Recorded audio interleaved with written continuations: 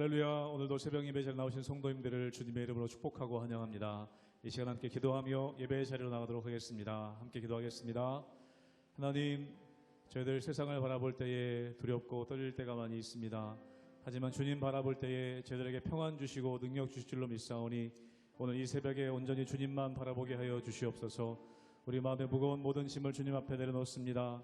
하나님 아버지, 가볍고 또 하나님 주시는 귀한 사명의 짐을 지고 저도 주님과 함께 동행하는 삶 살아갈 수 있도록 은혜 허락하여 주시옵소서. 감사드리며 예수님의 이름으로 기도하옵나이다. 아멘.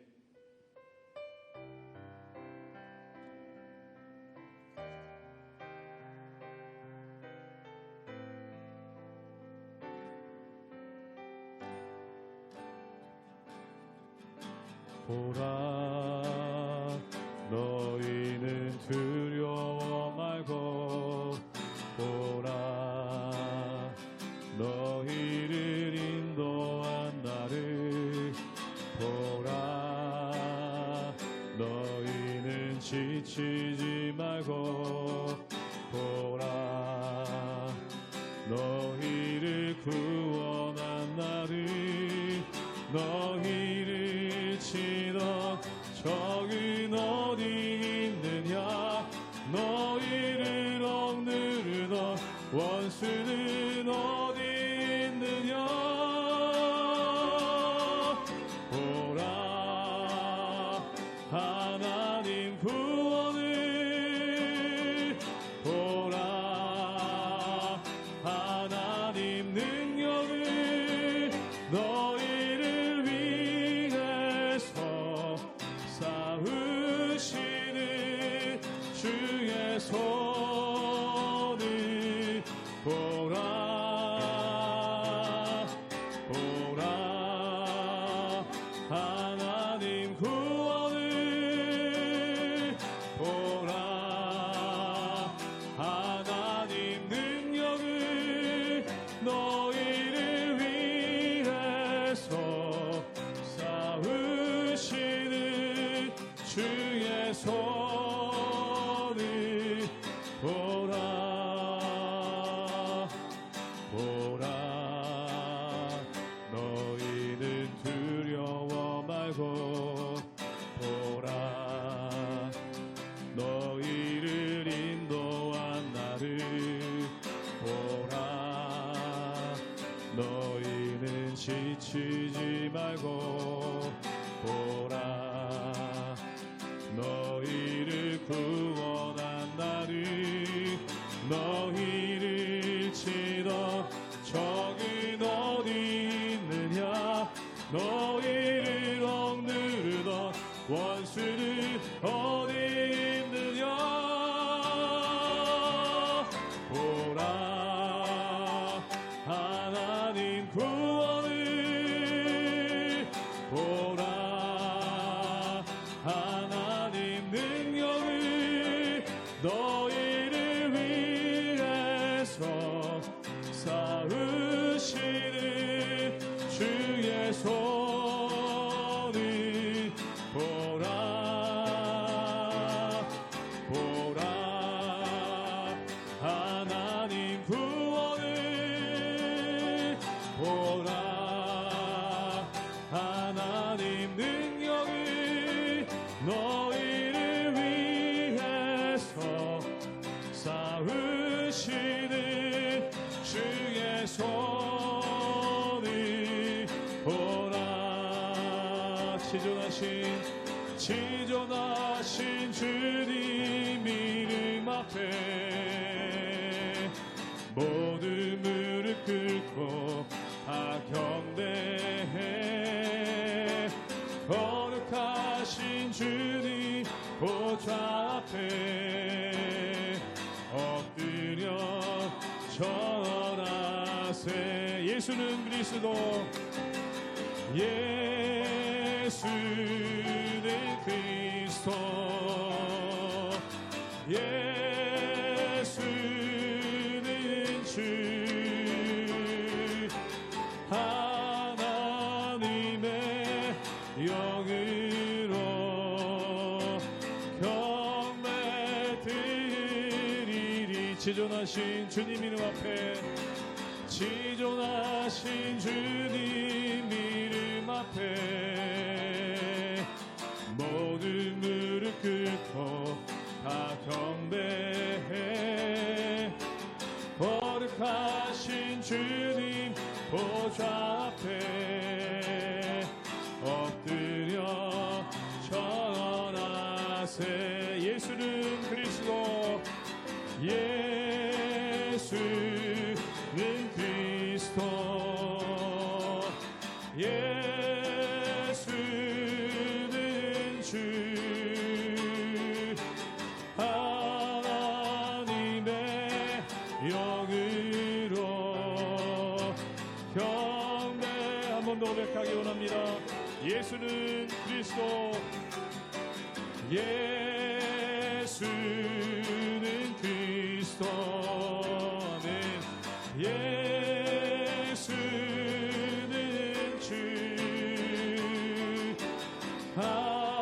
하나님의 영으로 경배 드리리.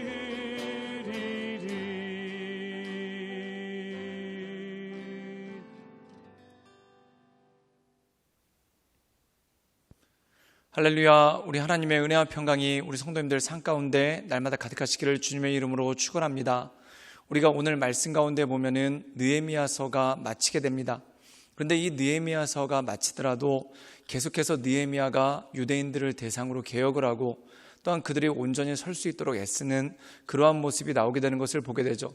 실제로 우리가 느헤미야서를 읽어보면은 이미 성벽은 완공이 됐습니다.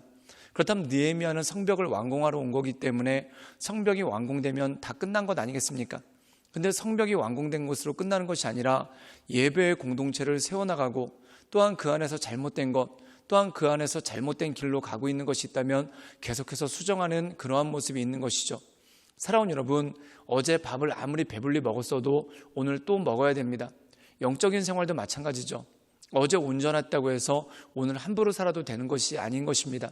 즉 매일같이 온전하게, 또한 매일같이 하나님 보시기에 합당한 삶을 살아가는 것, 이것을 지켜나가고 이것 가운데 나가는 것이 중요한 것이죠. 예를 들어서 운동을 며칠 동안 열심히 했는데 그 며칠 동안 열심히 했다고 해서 1년 내내 운동을 하지 않는다고 생각해 보십시오. 그럼 건강이 많이 상하게 될 것입니다. 매일같이 운동하는 것이 중요한 것과 마찬가지로 우리가 매일같이 하나님의 말씀을 붙잡고 또한 매일같이 하나님 말씀 가운데 우리를 온전히 세워나가는 것, 이것이야말로 중요한 믿음의 모습이고 믿음의 본질이 그 가운데 있는 것이죠. 그러나 사랑하는 여러분, 우리는 다 이룬 것도 아니고 또한 완전히 붙잡은 것도 아닙니다. 늘 불완전한 형태로 믿음의 길을 걸어가고 있고 또한 믿음의 경주를 하고 있는 것이 바로 우리의 모습이죠. 그러므로 날마다 하나님의 인도하신 가운데 오직 주님만을 바라보며 온전한 믿음의 경주를 해나가시는 우리 모든 성도님들 되시기를 주님의 이름으로 축원합니다. 느헤미야 13장 23절에서 31절 말씀입니다.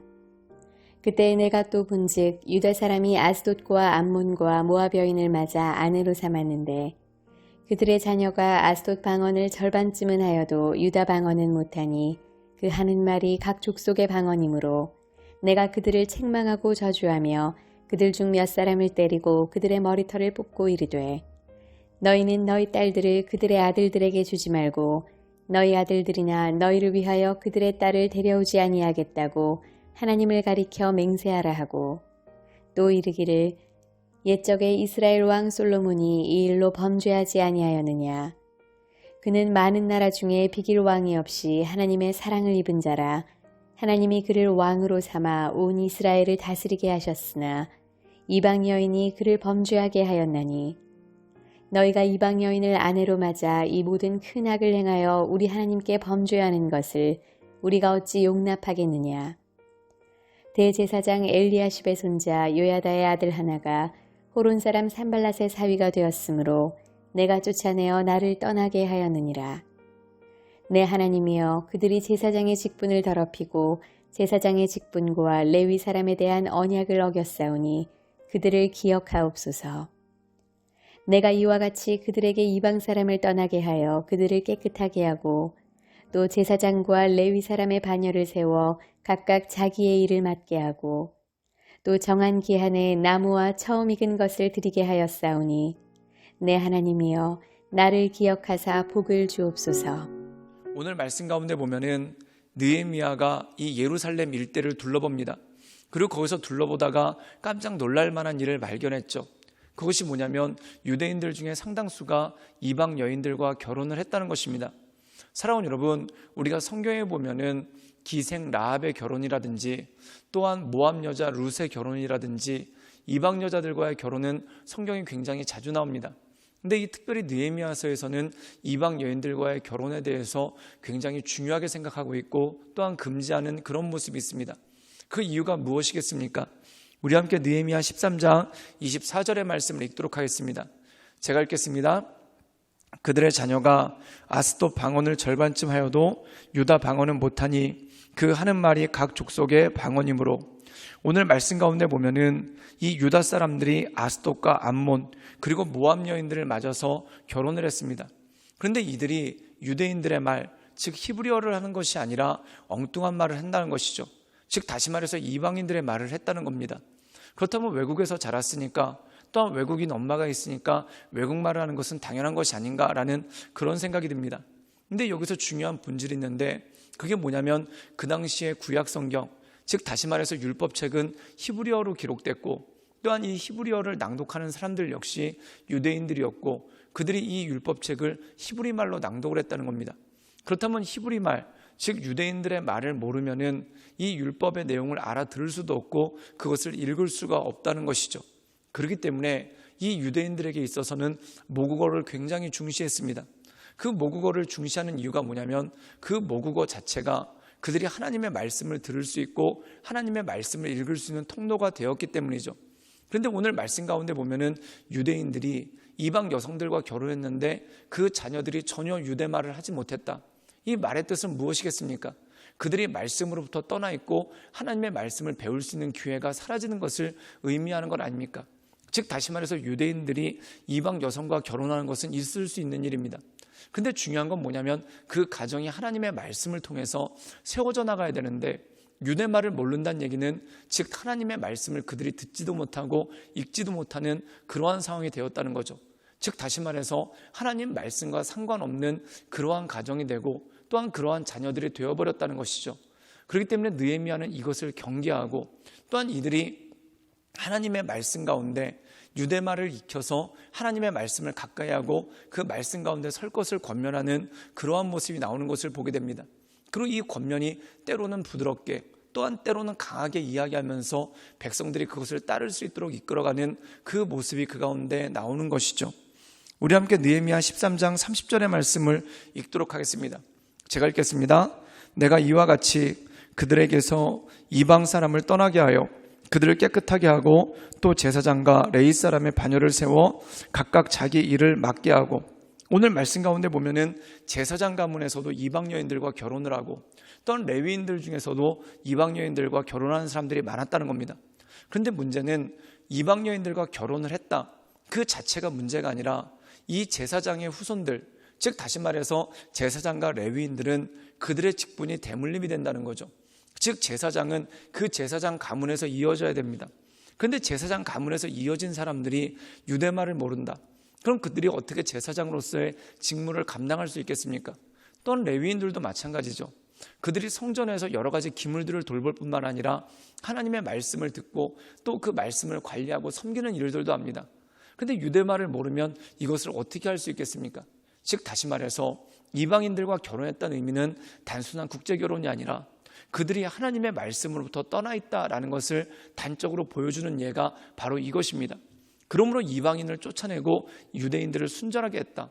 이 의미는 뭐냐면 그들이 하나님의 말씀에 다시 돌아올 수 있도록 또한 그들이 하나님의 말씀을 다시 배울 수 있도록 그 모든 길을 열어주고 이 일을 끊임없이 느헤미야가 했다는 것을 보게 되죠.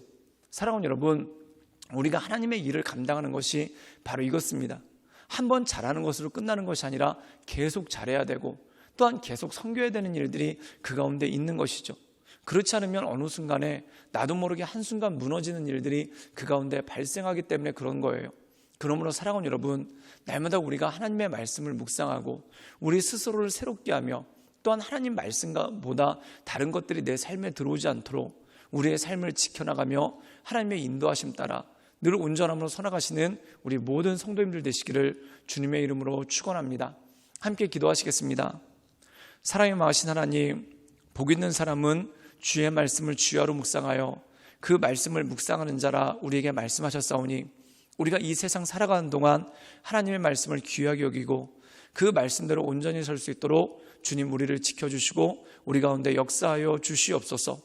주님께 모든 걸 위탁드려오며 살아서 역사하시는 주 예수 그리스도의 이름으로 감사하며 기도드리옵나이다.